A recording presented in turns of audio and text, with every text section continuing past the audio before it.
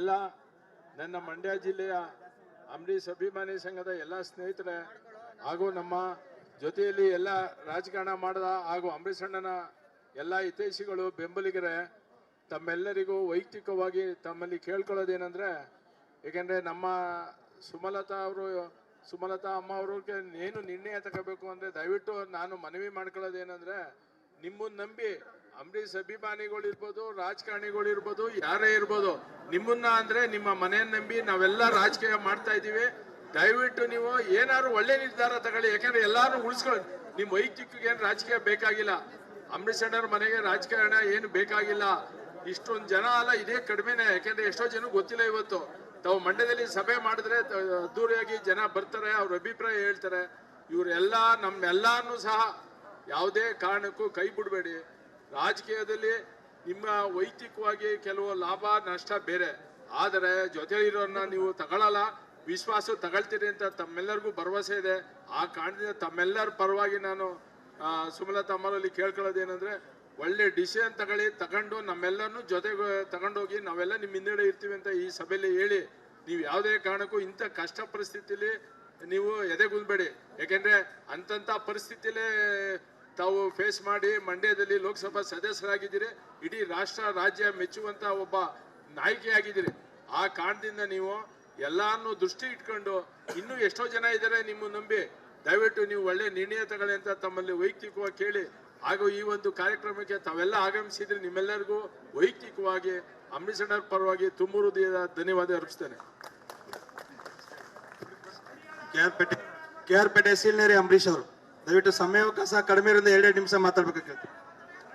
ಮಂಡ್ಯ ಜಿಲ್ಲೆಯ ಜನಪ್ರಿಯ ಲೋಕಸಭಾ ಸದಸ್ಯರಾದಂಥ ಸುಮಲತಾ ಅಂಬರೀಷ್ ಅವರೇ, ಈ ವೇದಿಕೆ ಬಂದಿರುವ ಎಲ್ಲ ಅವರ ಅಭಿಮಾನಿಗಳೇ, ಎಲ್ಲ ತಾಯಂದ್ರೆ, ಈಗ ಅವರೇ ಮಾತಾಡ್ತಾರೆ.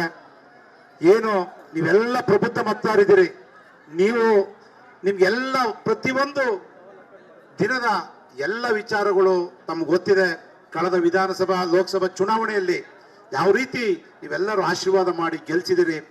ಪ್ರತಿಯೊಂದು ಈ ಪ್ರಜ್ಞಾವಂತ ಮತದಾರರು ನೀವು ಯಾವ ರೀತಿ ಕಳೆದ ಚುನಾವಣೆಯಲ್ಲಿ ನೋವನ್ನು ಅನುಭವಿಸಿದ್ರಿ, ಅಲ್ಲಿಂದ 5 ವರ್ಷ ಯಾವ ತರ ಮಾಡಿದ್ರಿ, ಇದನ್ನ ನೀವು ಹೊರತಿ ಬರುವಂತ ಚುನಾವಣೆಯಲ್ಲಿ ಯಾವ ರೀತಿ ತೀರ್ಮಾನ ಮಾಡಬೇಕು, ಯಾವ ರೀತಿ ಅನ್ನೋದು ಅಕ್ಕವ್ರು ತೀರ್ಮಾನ ತಗೊಳ್ತಾರೆ.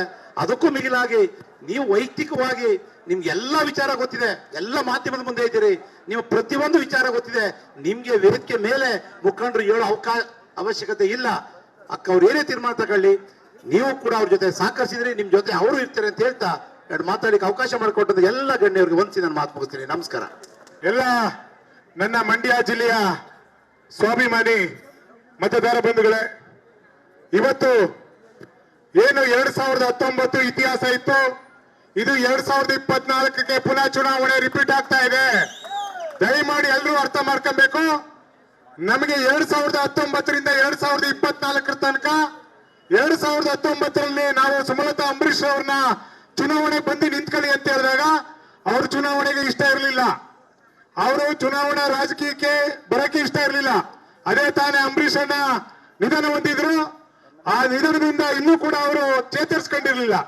ಅವತ್ತೆಲ್ಲರೂ ಕೂಡ ನಾವು ಮಂಡ್ಯ ಜಿಲ್ಲೆಯ ಜನ ಬಂದು ನಾವು ಅಂಬರೀಷ್ ಅಣ್ಣವ್ರು ನಂಬ್ಕೊಂಡಿದೀವಿ, ಅಂಬರೀಷ್ ಅಣ್ಣವ್ರ ಕುಟುಂಬ ನಂಬ್ಕೊಂಡಿದೀವಿ, ನಾವೆಲ್ಲ ಬೀದಿ ಪಾಲ ಹೋಗ್ತೀವಿ, ನೀವು ಖಂಡಿತ ರಾಜಕಾರಣಕ್ಕೆ ಬರಬೇಕು ಅಂದಾಗ ನಮ್ಮೆಲ್ಲರೂ ಒತ್ತಾಯಕ್ಕೆ ಅವ್ರು ಮನೆದು ಅವತ್ತು ರಾಜಕಾರಣಕ್ಕೆ ಬಂದ್ರು.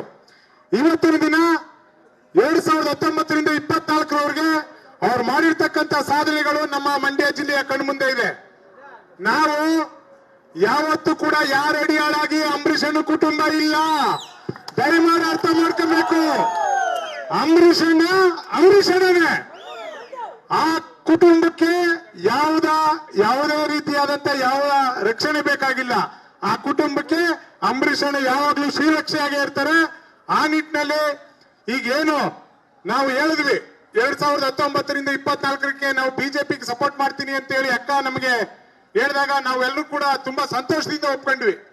2024ಕ್ಕೆ ಭಾರತೀಯ ಜನತಾ ಪಕ್ಷ ಅವರ ಕರೆದು ಚುನಾವಣೆಗೆ ನಿಲ್ಲಿಸುತ್ತೆ.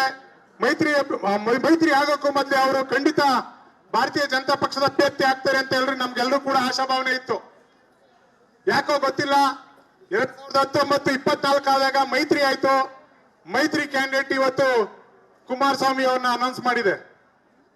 ನಮ್ಗೆಲ್ರಿಗೂ ಕೂಡ ನಿಜಕ್ಕೂ ದುಃಖ ಆಗ್ತಾ ಇದೆ.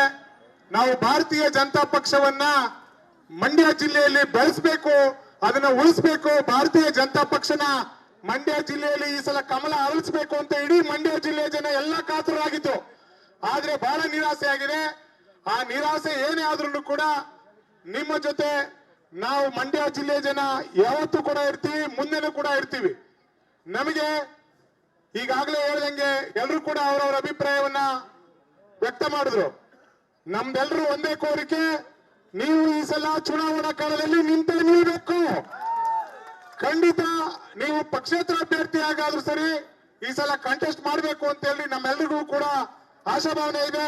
ಯಾಕೆಂದ್ರೆ ಇಲ್ಲಿ ನಿಂತಿರ್ತಕ್ಕಂಥವ್ರು ಅಂಬರೀಷ್ ಅಣ್ಣವ್ರ ಕುಟುಂಬವನ್ನ ನಂಬ್ಕೊಂಡ್ ಬಂದಿರ್ತಕ್ಕಂಥವ್ರು.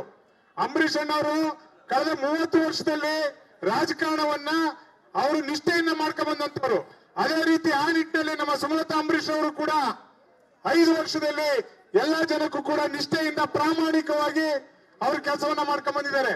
ಆ ನಿಟ್ಟಿನಲ್ಲಿ ನಮ್ಮೆಲ್ರಿಗೂ ಕೂಡ ಒಂದು ಆಶಾಭಾವನೆ ಇದೆ. ನಮ್ಮ ನಾಯಕಿಯಾದಂತ ಸುಮಲತಾ ಅಂಬರೀಷ್ ಅವರು ಏನ್ ತೀರ್ಮಾನ ತಗೊಳ್ತಾರೆ ಅದಕ್ಕೆಲ್ಲ ನಾವು ಬದ್ಧ ಇದೀವಿ ತಾನೆ. ಆ ತೀರ್ಮಾನಕ್ಕೆ ನಾವೆಲ್ಲರೂ ಕೂಡ ಬದ್ಧವಾಗಿರೋಣ ಅಂತ ಹೇಳ್ತಾ ಎಲ್ಲರೂ ಕೂಡ ಮತ್ತೊಮ್ಮೆ ನಮ್ಮ ಮಂಡ್ಯ ಜಿಲ್ಲೆಯ ಸ್ವಾಭಿಮಾನಿ ಜನಕ್ಕೆ ಮತ್ತೊಮ್ಮೆ ವಂದಿಸ್ತಾ ನಾನೊಂದೆರಡು ಮಾತು ಮುಗಿಸ್ತೇನೆ. ನಮಸ್ಕಾರ. ಈಗ ಕೊನೆಯದಾಗಿ ದೇವರಾಜಣ್ಣ ಬನ್ನಿ ಬನ್ನಿ ಬನ್ನಿ ಚೌಡಪ್ಪರು ಒಂದು ನಿಮಿಷ.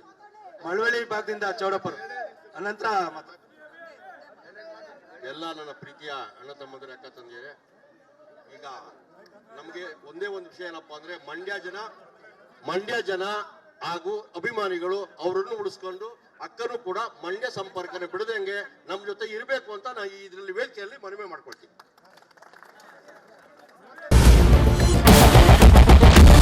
ಕ್ಯಾಪ್ಟನ್ ಅರ್ಜುನ್ ಕೊಂದಿದ್ದು ಯಾರು? ಅವ್ರ ನರೇಟಿವ್ ಎಲ್ಲಿ ತಂದಿಟ್ಟಿದ್ದಾರೆ ಅಂತಂದ್ರೆ ಸಂಪತ್ತನ್ನ ಹಂಚಿಬಿಡೋದು ಅಂತ. ಇದು ಸ್ಟುಡಿಯೋ ಟಿಪ್ಪು ಜಯಂತಿ ಮಾಡಕ್ಕೆ ಅವ್ರಿಗೆ ಖಂಡಿಸಿದ್ರು. Very nice. ಯಾರು ತಪ್ಪು ಮಾಡಿರೋದಿಲ್ಲಿ? ಓಲೈಕೆ ಹೇಳಿಕೆ ಇದು ಅಂತ ಹೇಳಿ ಯಾಕೆ ಪರಿಗಣಿಸಬಾರದು? I.N.I. ಇದು ವೇದಿಕೆ, ಇದು ಫೋಟೋ ಎಲ್ರದ್ದು ಒಂದು ಟೈಮ್ ನಿಮ್ಮ ಸಮಯ ಮುಗಿದಿದೆ. ಅವ್ರು ಹೇಳಕ್ಕಿಂತ ಮುಂಚೆನೆ ಹೇಗೆ ಪ್ರತಾಪ್ ಸಿಂಹ ಪಾಸ್ ಕೊಟ್ಟಿದಂತ ಆಗ್ಲಿ ಡಿಕ್ಲೇರ್ ಆಗೋಗಿತ್ತು ಅಂತ ನನಗೊಂದು ಡೌಟ್ ಬಂತು.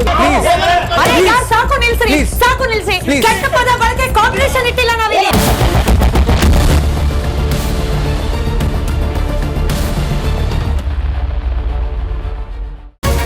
ರಿಪಬ್ಲಿಕ್ ವರ್ಡ್ ಆಪ್ ಇದು ಕೇವಲ ಅಪ್ಲಿಕೇಶನ್ ಅಲ್ಲ, ಸಮಗ್ರ ಸುದ್ದಿಗಳ ಸಂಪರ್ಕ ಮಾರ್ಗಕ್ಕೆ ಕ್ರಾಂತಿಕಾರಿ ಬದಲಾವಣೆ. ರಿಪಬ್ಲಿಕ್ ವರ್ಡ್ ಆಪ್ ಕೇವಲ ಸುದ್ದಿ ಅಪ್ಲಿಕೇಶನ್ ಪರಿಚಯಿಸ್ತಾ ಇಲ್ಲ, ಬದಲಾಗಿ ಡಿಜಿಟಲ್ ಸುದ್ದಿ ಬಳಕೆಯ ಹೊಸ ಯುಗಕ್ಕೆ ನಾಂದಿ ಹಾಡ್ತಾ ಇದೆ. ಇದೊಂದು ಬ್ರೇಕಿಂಗ್ ನ್ಯೂಸ್, ಪ್ರಭಾವಶಾಲಿ ಕಾರ್ಯಕ್ರಮಗಳಿಗೆ ಗಟ್ಟಿಯಾದ ನ್ಯೂಸ್. ಇಲ್ಲಿ ಕೇವಲ ತಾಜಾ ಸುದ್ದಿ, ಅದರ ನೇರ ಪ್ರಸಾರ ಮತ್ತು ಚರ್ಚೆಗಳಿಗೆ ಮಾತ್ರ ಅವಕಾಶ. ರಿಪಬ್ಲಿಕ್ ವರ್ಲ್ಡ್ ಆಪ್ ಡೌನ್ಲೋಡ್ ಮಾಡಿಕೊಳ್ಳಿ. ಗೂಗಲ್ ಪ್ಲೇ ಸ್ಟೋರ್ ಮತ್ತು ಆಪಲ್ ಆಪ್ ಸ್ಟೋರ್ನಲ್ಲಿ ಲಭ್ಯವಿದೆ.